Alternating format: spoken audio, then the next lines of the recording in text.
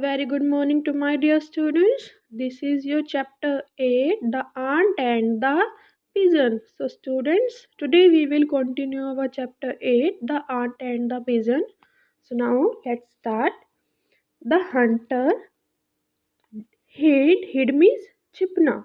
Behind पीछे a tree. A hunter किसके पीछे छिप गया था? ट्री के. And or position his arrow aiming at the pigeon on the tree. Aiming means लक्ष्य. Arrow जिससे वो pigeon को मारेगा. The ant watched all this from a distance. Ant watch means देखा. क्या देखा? All this यह सब from a distance एक दूरी से उसने यह सब देखा. It knew that उसे पता था. क्या पता था? Its friend would drop dead any moment. उसका जो दोस्त है, आंट का फ्रेंड कौन था? पिजन. पिजन जो है वो किसी भी मूवमेंट पे डेड हो सकता है, मर सकता है. क्यों? क्योंकि जो हंटर है उसने अपना पोजीशन एमिंग कहाँ कर रखी थी? पिजन पर.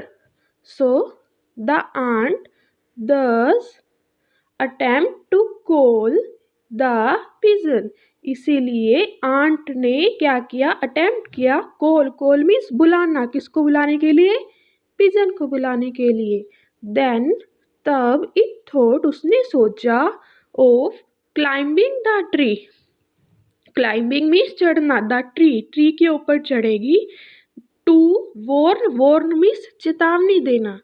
किसको? द पिजन को. Of the fourth coming danger आने वाले खतरे के बारे में. डेंजर मीन्स खतरा. खतरे के बारे में बताने के लिए उसने पहले तो उसने सोचा कि वो कॉल करेगी, बुलाएगी. फिर उसने सोचा कि क्यों ना मैं ट्री के ऊपर चढ़ जाऊं और फिर उसे बताऊं. But alas it had no time. पर इतना समय नहीं था क्योंकि आंट तो बहुत छोटी होती है. उसे ट्री के ऊपर जाने में बहुत टाइम लग जाएगा. The Hunter would shoot the arrow any second. जो हंटर है वो किसी भी सेकेंड में शूट कर सकता है एरो. किसको? पिजन को. इसीलिए उसके पास, आंट के पास कोई समय नहीं था कि वो ट्री के ऊपर जाए और पिजन को बताए. The ant grew even more determined to save its friend's life. उसने और अपना लक्ष्य बना लिया कि अब तो मुझे अपने फ्रेंड को बचाना है, फ्रेंड की जीवन को बचाना है. परंतु इट फेल्ट टोटली हेल्पलेस. वो अपने आप को हेल्पलेस फील कर रही थी. क्यों? क्योंकि उसकी वॉइस आंट तक नहीं जाती, वो बुला नहीं सकती थी. वो ट्री के ऊपर जाएगी तब तक तो एरो भी शूट हो जाएगा. इसीलिए वो अपने आप को हेल्पलेस फील कर रही थी. The ant knew that. Ant को पता था. क्या पता था? इट्स टाइनी वॉइस उसकी धीमी आवाज would not reach the pigeon's ear. Would not reach means पहुंचेगी. क्या नहीं पहुंचेगी? पिजन्स ईयर के, पिजन्स के कानों तक उसकी जो टाइनी वॉइस है, धीमी आवाज है, वो नहीं आएगी. As he sat on the branch of a tree. Sat means बैठा था. कहाँ पे बैठा था? ब्रांच ऑफ अ ट्री के. The ant could not fly. The ant, ये जो आंट है, कुड नॉट फ्लाई मीन्स उड़ना. नहीं उड़ सकती. टू द पिजन के पास जाने के लिए वो उड़ नहीं सकती. किस लिए? To warn him. उसे चेतावनी देने के लिए कि वो वहां से चला जाए. As it had no wings इधर. विंग्स मीन्स पंख. तो उसके पास पंख भी नहीं थे, इसीलिए वह उड़ भी नहीं सकती थी. और उसे चेतावनी देने के लिए द आंट स्टार्टेड प्रेइंग. उसने प्रे करना शुरू कर दिया. To God to save its friend's life. किसको बचाने के लिए? उसकी फ्रेंड को बचाने के लिए आंट ने प्रे स्टार्ट कर दिया. The ant slowly moved near the hunter. Ant slowly, धीरे धीरे, मूव्ड, गया. कहाँ? नियर द हंटर, हंटर के पास। Also it wanted to reach the pigeon, wanted चाहना, टू रीच पहुंचना, कहाँ पहुंचने के लिए, पिजन के पास पहुंचने के लिए वह धीरे धीरे स्लोली मूव कर रहा था हंटर के पास। कौन? Ant. The ant grew very nervous and confused, ant बहुत नर्वस और कंफ्यूज फील कर रही थी, चिंतित भी फील कर रही थी। इट केप्ट थिंकिंग, उसने सोचा, ऑफ अ वे, बहुत सारे रास्ते सोचे उसने, वे सोचे क्या करने के लिए, टू हेल्प इट्स फ्रेंड, अपने फ्रेंड की हेल्प करने के लिए, अपने फ्रेंड की मदद करने के लिए। Then it was ready its life for its friend as it was now, वो अपने फ्रेंड की लाइफ को सेव करना चाहता था। सो इसीलिए वो अब रेडी था, इट्स नाउ रेडी, किस लिए? Because the pigeon gift to it, pigeon ने ही उसकी लाइफ बचाई थी पहले। कहाँ पे? जब वो रिवर में डूब रही थी, जब आंट रिवर में डूब रही थी तो पिजन ने ही आंट की लाइफ बचाई थी। तो अब आंट बोल रही है कि ये पिजन्स गिफ्ट है, मेरी लाइफ पिजन ने ही सेव करी थी। But it could not make the Hunter here it's tiny voice, but परंतु कुड नॉट मेक, हंटर को अपनी टाइनी वॉइस नहीं सुनाई दे रही थी ना, हंटर को भी नहीं सुनाई दे रही थी। Yet the ant did not wish, Yet the aunt did not wish to see its friend die. Die means मरा हुआ। वो नहीं चाहती थी, see means देखना, अपने फ्रेंड को मरा हुआ नहीं देखना चाहती थी। The aunt panicked when it saw the hunter about to let her arrow leave the bow. Ant वो अचंभित हो गई, वो क्या देखने लगी कि ये एरो अभी हंटर जो है पिजन के ऊपर चला देगा। इट थॉट, उसने सोचा, oh what in heaven can I do now, मैं अब क्या कर सकती हूँ। And a great idea stuck on it, उसके माइंड में एक ग्रेट आइडिया आया। क्या? It rushed to the hunter's foot, वो हंटर के फुट के ऊपर चढ़ गई, जैसे अभी आप देख रहे हो ये आंट जो है हंटर के फुट के पैर के ऊपर है।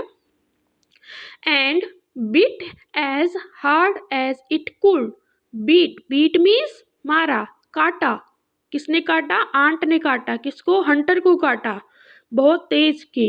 The sudden sharp bite of the ant made the hunter arrow miss, उसकी शार्प बाइट से हंटर का जो एरो है वो मिस हो गया, मीन्स हंटर का निशाना चूक गया।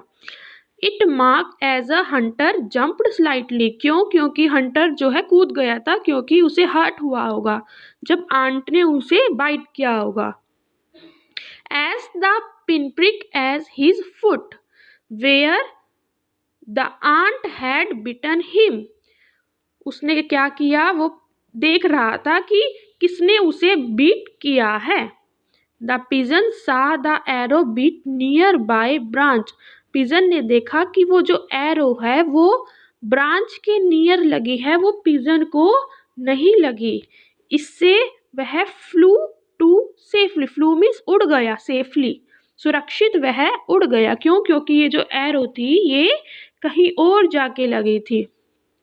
The hunter could not know what bit him, hunter को नहीं पता कि उसे किसने काटा है। As he scratched his foot, वो अपने फुट को स्क्रैच करने लग गया। Next, thus the pigeon was saved by tiny friendly ant, इसीलिए जो पिजन है उसकी मदद किसने करी?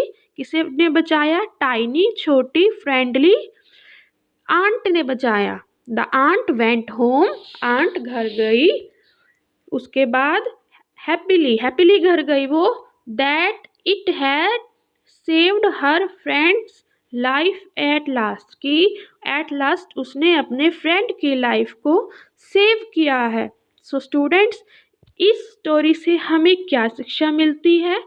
कि हम भले ही कितने छोटे हों, अगर हमारे पास माइंड है तो हम कुछ भी कर सकते हैं। जैसे ये आंट कितनी छोटी थी, वो तो अपने फ्रेंड के पास पहुंच भी नहीं पा रही थी, फिर भी उसने अपने माइंड से माइंड यूज करके अपने फ्रेंड की हेल्प करी।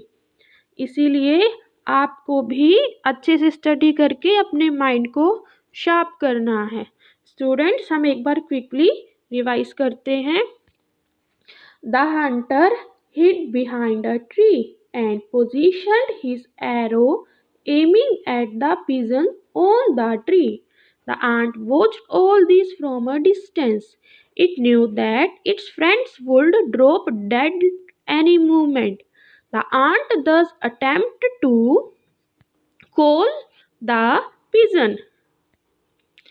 Then it thought of climbing the tree to warn the pigeon of the forthcoming danger, but alas, it had no time. The hunter would shoot the arrow any second. The ant grew even more determined to save its friend's life, but it felt totally helpless. The ant knew that its tiny voice would not reach the pigeon's ear as he sat on the branch of a tree.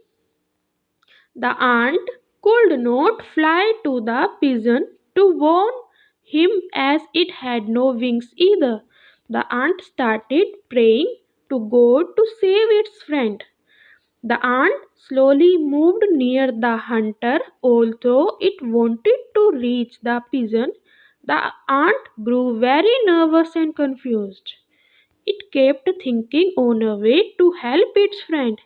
It was ready to give its life for its friend as it was now the pigeon's gift to it, but could not make the hunter hear its tiny voice. Yet the ant did not wish to see its friend die. The ant panicked when it saw the hunter about to let the arrow leave the bow. It thought, "Oh, what in heaven I can do," and a great idea struck on it. It rushed to the hunter's foot and beat as hard as it could. The sudden sharp bite of the ant made the hunter arrow miss its mark as the hunter jumped slightly at a pinprick at his foot, where the ant had bitten him. The pigeon saw the arrow hit a nearby branch and flew to safely.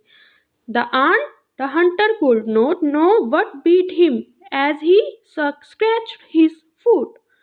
Thus, the pigeon was saved by a tiny friendly ant. The ant went home happily that it had saved her friend's life at last. So, students, you have to read it carefully.